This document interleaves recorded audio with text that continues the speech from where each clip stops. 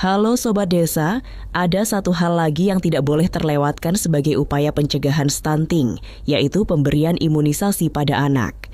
Yuk kita pelajari subpokok bahasan 1.5 tentang imunisasi sebagai upaya pencegahan stunting.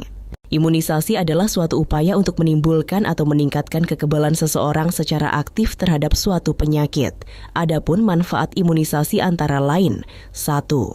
Proteksi individu terhadap penyakit tertentu. 2. Membentuk kekebalan masyarakat yang rentan. Dan 3. Proteksi lintas kelompok dengan membatasi penularan.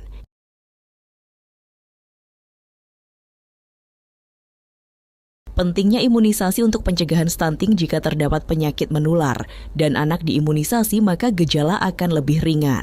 Jika anak sehat, maka asupan gizi yang diperoleh akan dimanfaatkan untuk proses pertumbuhannya, jadi anak akan cenderung terhindar dari risiko stunting.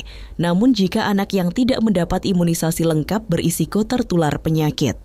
Anak yang sakit akan mengalami penurunan nafsu makan dan atau kesulitan mengonsumsi makanan. Zat gizi yang terkandung dalam makanan akan lebih banyak digunakan untuk melawan penyakit yang sedang diderita. Jika anak mengalami sakit berulang, akan terjadi kondisi kekurangan gizi. Kondisi sakit berulang dalam jangka waktu yang lama dapat menyebabkan kekurangan gizi kronis. Kondisi ini menyebabkan anak mengalami stunting. Jadwal imunisasi lengkap dimulai dari usia anak kurang dari 24 jam dengan pemberian vaksin hepatitis B atau HB0. Dilanjutkan imunisasi untuk bayi berusia kurang dari 1 bulan, 2 bulan, 3 bulan, 4 bulan, 9 bulan, 10 bulan, 12 bulan, dan 18 bulan. Selanjutnya imunisasi dilanjutkan pada anak usia sekolah di kelas 1, kelas 2 dan kelas 5 sekolah dasar. Imunisasi yang tidak boleh dilewatkan juga adalah imunisasi untuk wanita usia subur atau WUS atau ibu hamil.